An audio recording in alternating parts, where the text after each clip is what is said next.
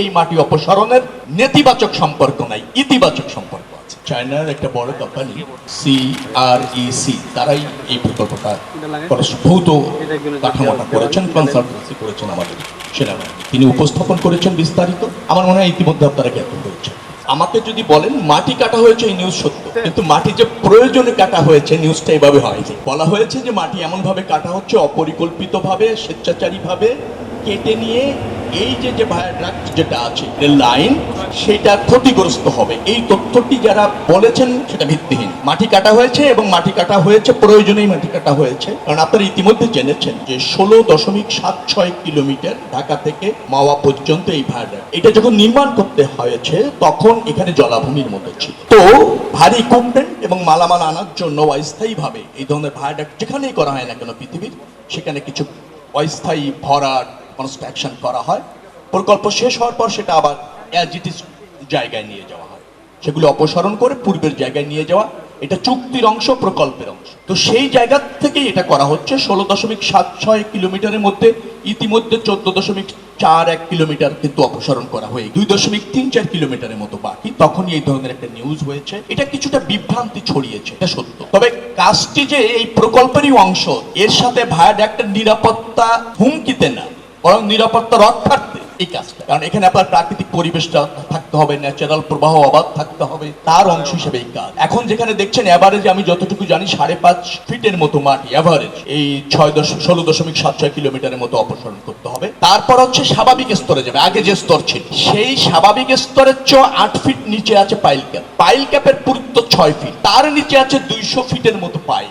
এই স্ট্রাকচার এটা জেনে বুঝে এই প্রকল্পের প্রয়োজনে করা আছে, তার সাথে এই মাটি অপসারণের নেতিবাচক সম্পর্ক নাই, ইতিবাচক সম্পর্ক আছে। প্রশ্নই আসে, কারণ এটা দেখার জন্য আমি বলেছি জ্ঞানসম্মত লোকজনের সাথে জড়িত, ডিজাইন সম্পূর্ণ নিরাপদ, এবং যে কাজটা করা হচ্ছে তার ডিজাইনের অংশ।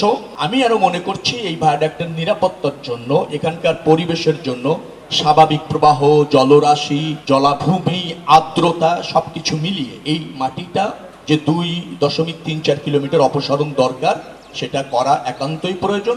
আমরা সেটা করতে চাচ্ছি, আপনাদের সহযোগিতা চাচ্ছি। ডেফিনেটলি যারা আমরা এর সাথে জড়িত তারা এই ভায়াডাক্টের নিরাপত্তা নিয়ে আপনাদের মতো সচেতন। খালার নদীর পানি হচ্ছে এক ধরনের, ধরেন সারা বছর প্রবাহিত, আর নিম্নভূমি যেটা হচ্ছে সেটা একটা ন্যাচারাল প্রবাহ, জলারাশি, জলাভূমি, সেটা তো আপনি যে কোনো সময় প্ল্যান ছাড়া যত্রতত্র ভরাট করতে পারবেন। এবং এখানে দেখেন মার্ক করা যে জায়গাটা আছে বাংলাদেশের রেলওয়ের জায়গা, এখানে আগামীতে এটা এক্সটেনশনও হতে পারে, এই ভায়াডাক্ট আরো প্রয়োজন হতে পারে। তো এই জায়গায় তো আপনার যে কোনো স্থাপনা, যে কোনো ভরার ইচ্ছা মতো সেটা করা হয়েছিল এই প্রকল্পের স্বার্থে।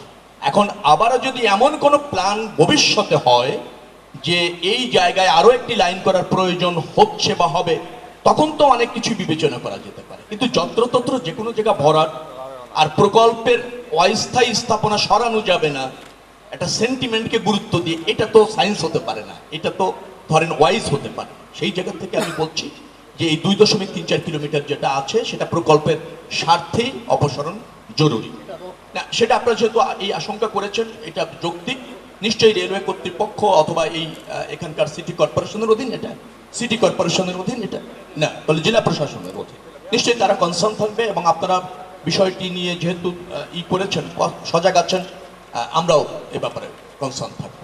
তবে এটা রেলওয়ের জায়গা, আমি আবারও বলছি, অ্যাজ ইট ইজ জায়গায় নেওয়া খুবই প্রয়োজন। এবং এটা আগামীতে যাতে বৃহত্তর, রেলওয়ের জায়গা তো রেলওয়ের স্বার্থেই ব্যবহার হবে, আর রেলওয়েতে এদেশের মানুষের স্বার্থে, দেশের স্বার্থে, তার জন্য সর্বোত্তম ব্যবহার নিশ্চিত করবেন সব।